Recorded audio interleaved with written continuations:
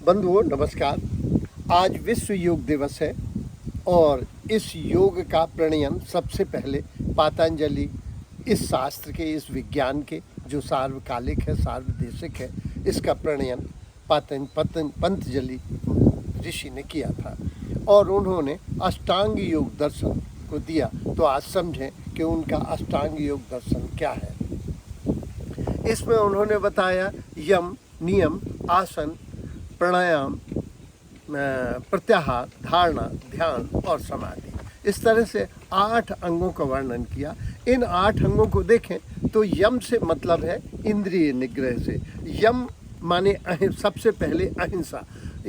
जो योगी है उसे ये देखना चाहिए कि किसी भी तन से, मन से, वाणी से, कर्म से किसी को कोई क्षति न पहुँचे, इसे हम अहिंसा कहते हैं।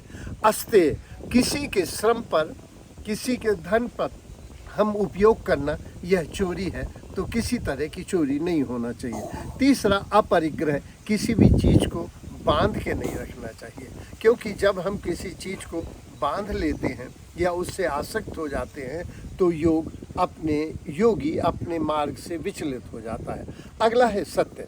सत्य योगी को परिचित होना चाहिए कि जैसा है वो उसको वैसा ही स्वीकार करे। और अगला है ब्रह्मचर्य। ब्रह्मचर्य के 2 अर्थ, एक सतही है कि इंद्रिय निग्रह या वीर नियमन, लेकिन ये बहुत सतही अर्थ है ब्रह्मचर्य से जिसकी चर्या ब्रह्म जैसी है। ब्रह्म माने फैलने जैसी है। विश्व बंधुत्व को जो आचरण में लिए हुआ है, ऐसा व्यक्ति ब्रह्मचर्य लिए हुए है। फिर अगला है नियम। नियम के अंतर्गत आता है, नियम माने कोई भी काम, दैनिक काम या कोई भी कार्य निश्चित स्थान, निश्चित समय पर, निश्चित समय पर, स्थान पर करना नियम है। इसके अंतर्गत आता है शौच। शौच माने पवित्रता, स्नान, ध्यान, ये सब। संतोष ये मानसिक है कि हमको कोई भी चीज़ मिलने पर अगर हम असंतुष्ट रहते हैं तो योगी अपने मार्ग से विचलित हो जाता है। ये अगला है स्वाध्याय। उसे अपना खुद मूल्यांकन करना चाहिए। जो स्व मूल्यांकन करते हैं वे दोषों से मुक्त हो जाते हैं। अगला है प्राणिधान या ईश्वर की स्थापना, ईश्वर के प्रति आस्था, ईश्वर के प्रति समर्पण, ईश्वर के प्रति विश्वास, ये ईश्वर प्राणिधान के अंतर्गत। तप माने तप से आशय है जब हमारी इंद्रियां, मन और बुद्धि और विवेक और हमारी आत्मा लक्ष्य की दिशा में नियोजित होती है, इसे तप कहते हैं। तप मन से भी होता है, जैसे प्रसन्न रहना, प्रमुदित रहना, किसी के बारे में अच्छा सोचना, बुरा न सोचना, ये मन तप है। शारीरिक तप है गुरुओं की सेवा करना, बड़ों का सम्मान करना, ये शारीरिक तप है। वाणी का तप है सत्य बोलना और कम बोलना और उचित वचन समय पर, स्थान पर कहना या दूसरे के हित में कहना, यह वाणी का तप है। तो ये जो यम और नियम है, इनसे हमको स्वास्थ्य लाभ होने का प्रारंभ होते हैं और भौतिक दुखों का नाश हो जाता है। यम और नियम हमारे जो दैहिक दुख हैं या जो शारीरिक दुख हैं या जो भौतिक दुख हैं, उनका इनसे नाश हो जाता है। अगला है आसन। वैसे पतंजलि ने तो अपने आसन, एक ही आसन बताया है कि जो स्थिर रह सकें जिसमें और जो सुख से बैठ सके, ऐसा कोई आसन हमें सिद्ध कर लेना चाहिए। ये बाद के ऋषियों ने फिर विभिन्न प्रकार के आसनों का निर्माण किया, क्योंकि और वर्तमान में गुरु रामदेव ने तो इसको और विकसित किया है। वे वर्तमान के ऋषि पतंजलि के ही अवतार माने जा सकते हैं। तो ये आसन और प्राणायाम, वर्तमान में अगर ये 2 हम काम कर लेते हैं तो हमें स्वास्थ्य मिलता है, संतोष मिलता है और सुख मिलता है। ये तो आसन और प्राणायाम से हमको स्वास्थ्य मिलता है।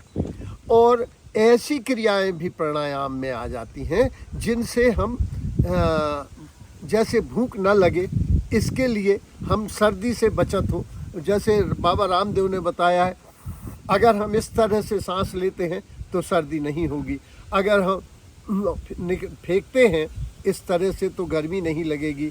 अगर हम यहाँ स्थिर कर लेते हैं तो हमको भूख नहीं लगेगी। इससे ऐसी भी चीज़ें प्राप्त की जा सकती हैं योग से कि हम प्राणों को स्थिर कर लें। MBBS की एक किताब में लिखा हुआ है कि जब हार्ट, लंग्स और ब्रेन अगर काम करना बंद कर देता है तो आदमी की मृत्यु हो जाती है। लेकिन लिखा है एक्सेप्ट हिंदू मॉन्क्स, तो वे लोग प्राण को अपने ब्रह्मरंध्र में चढ़ा लेते हैं और तरह तरह की यौगिक क्रियाएं करके एक अद्भुत अकल्पनीय सिद्धियों को प्राप्त करते हैं।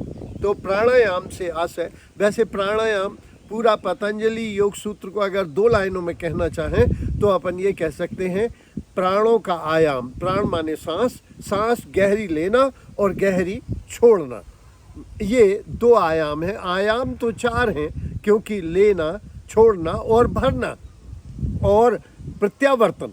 लेकिन अगर 2 ही कोई करता है तो भी प्राणायाम पूरा हो जाता है। फिर आता है ध्यान। ध्यान अपने चित्त को शून्य कर लेना ध्यान के अंतर्गत आता है। हमें अपनी चेतना को निर्विकल्प कर लेना वो ध्यान के अंतर्गत है। ध्यान की पृष्ठभूमि हमें सजानी होगी कि ध्यान का वो स्थान हो जो बहुत ऊंचा ना हो, गीता में आया है, जो बहुत नीचा ना हो, जो बहुत गर्मी वाला ना हो, बहुत सर्दी वाला ना हो, समदृष्टि वाला स्थान हो, एकांत हो, तो हम ध्यान में विचार शुद्धि भी, भाव शुद्धि भी होना चाहिए और शरीर शुद्धि भी होना चाहिए। क्योंकि व्यायाम से, विश्राम से और आहार से पहले देह शुद्धि करना चाहिए, इसके बाद विचार शुद्धि करना चाहिए, फिर भाव शुद्धि जैसे मित्रता है, करुणा है, कृतज्ञता है, यह हमारे भावों को शुद्ध करता है और इस तरह से हम ध्यान में संलग्न हो सकते हैं। इसके बाद आया था प्रत्याहार। प्रत्याहार का मतलब है पुनर्मूल्यांकन, फिर मुड़ के देखना, प्रत्यावर्तन। इसके बाद धारणा। धारणा बड़ी महत्वपूर्ण चीज़ है क्योंकि अभी एक एक्सपेरिमेंट हुआ जिसको मृत्युदंड मिलना था, उससे कहा गया कि तुम्हारा खून लिया जाएगा और झूठा ही एक उसकी आंखें बंद कर दी गई और एक आलपिन चुभोया गया और उसकी डेथ हो गई।